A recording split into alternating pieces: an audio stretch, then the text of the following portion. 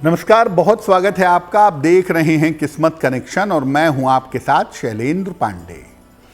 बात करेंगे हनुमान जी की एक विशेष स्तुति की जिसका नाम है बजरंग बाण। बजरंग बाण को विशेष क्यों कहा जाता है, इसकी महिमा क्या है और इसके पाठ के नियम क्या हैं, आज इस विषय पर चर्चा करेंगे। सबसे पहले जानते हैं कि बजरंग बाण आखिर है क्या। देखिए, हनुमान जी भक्ति, शक्ति और ऊर्जा के स्रोत माने जाते हैं। तमाम पूजा विधियों से, तमाम प्रार्थनाओं से उनसे तमाम तरह की कामनाएं पूरी करवाई जा सकती हैं। शत्रु, रोग और भय के नाश के लिए हनुमान जी की एक विशेष स्तुति है, एक अमोघ प्रयोग है जिसका नाम है बजरंग बाण।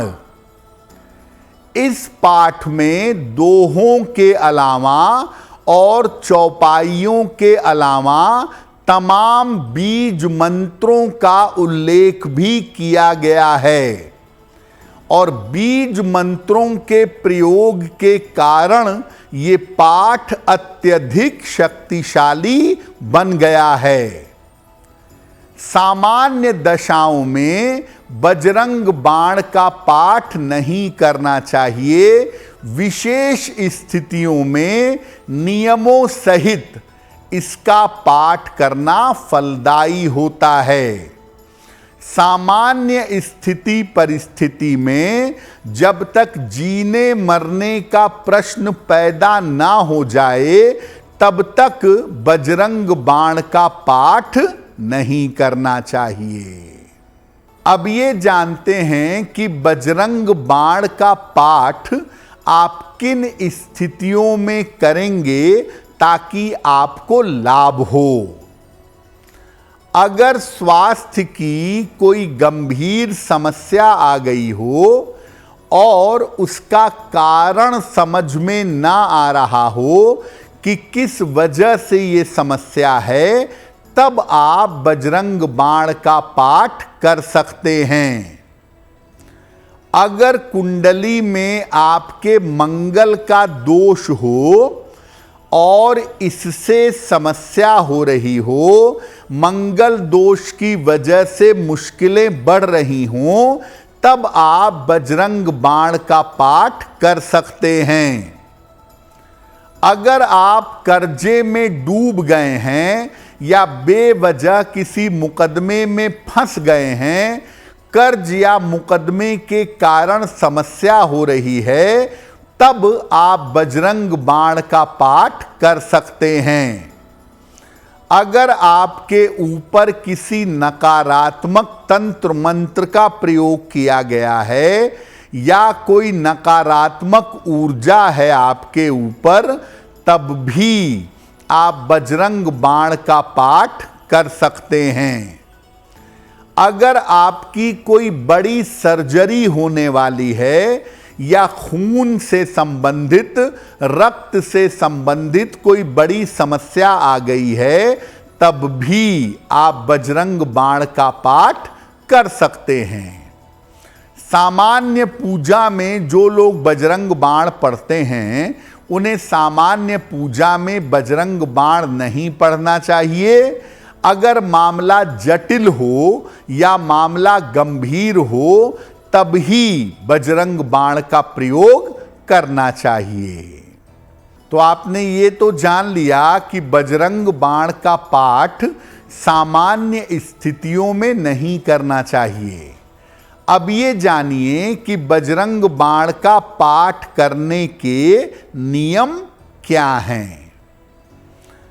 देखिए, सबसे पहले आप किस लिए बजरंग बाण पढ़ना चाहते हैं, अपनी इच्छा की पूर्ति के लिए मैं बजरंग बाण का पाठ करूंगा या करूंगी, ये संकल्प लें। किसी भी मंगलवार या शनिवार को इसके पाठ की शुरुआत करें। इसका पाठ करने के पहले सामने एक घी का दीपक जला लें, लाल या नारंगी वस्त्र और लाल या कुश के आसन का प्रयोग करेंगे। पहले हनुमान जी का ध्यान करेंगे। अतुलित बलधामम हेम शैलाभदेहम दनुज वन कृशानम ज्ञानी नामाग्रगण्यम, इसका ध्यान करें हनुमान जी का और तब पूजा की शुरुआत करें। बजरंग बाण जब पढ़ना शुरू करें तो एक बार में ही सारा पाठ करेंगे, गैप नहीं करेंगे। और जितने दिन आप बजरंग बाण का पाठ करें उतने दिन सात्विकता और ब्रह्मचर्य का पालन करें। बजरंग बाण के पाठ करने के बाद लड्डू या गुड़ लोगों में बांटना चाहिए और घर में गुग्गल की सुगंध करनी चाहिए। अगर इस तरीके से विशेष कठिनाई में भी आप बजरंग बाण का पाठ करेंगे तो आपको लाभ अवश्य होगा। देखिए, जैसे आप हनुमान चालीसा पढ़ते हैं, संकट मोचन हनुमानाष्टक पढ़ते हैं, सुंदर कांड पढ़ते हैं, सामान्य स्थितियों में कोई भी पढ़ सकता है। लेकिन बजरंग बाण अगर आप पढ़ेंगे तो आप उसमें देखेंगे कि उसमें हनुमान जी को भगवान राम की शपथ दी गई है काम करने के लिए। तो भगवान को आबद्ध करना, भगवान को शपथ से मजबूर करना, ये किसी भी हिसाब से उचित नहीं है। इसलिए सामान्य स्थितियों में डेली पूजा में बजरंग बाण का प्रयोग नहीं करना चाहिए। हाँ, अगर मरने जीने का प्रश्न पैदा हो गया हो, संकट ऐसा हो कि जिसका कोई रास्ता न दिख रहा हो, तब आपको बजरंग बाण का पाठ करना चाहिए। और जो कोई भी बजरंग बाण का पाठ करेगा वो पवित्रता और सात्विकता बनाए रखेगा। तो आज हमने बात की बजरंग बाण के महिमा की और 12 राशियों के दैनिक राशिफल की। अब जान लेते हैं आपके भाग्य को बेहतर करने के लिए एक लकी टिप। अगर आप किसी मुकदमे में फंस गए हैं, उससे निकल नहीं पा रहे हैं, तो रोज शाम को सूर्यास्त के समय हनुमान जी की कपूर से आरती करिएगा और उनकी प्रार्थना करिएगा। अगर आप ऐसा करें तो आपका भाग्य बेहतर होगा, आपका साथ अवश्य देगा। अगर आप मुझसे जुड़ करके अपनी समस्याओं का समाधान चाहते हैं और चाहते हैं कि आपकी समस्याओं को ज्योतिष के माध्यम से सुलझाया जाए, तो आप हमसे संपर्क कर सकते हैं, जुड़ सकते हैं एस्ट्रो तक पर।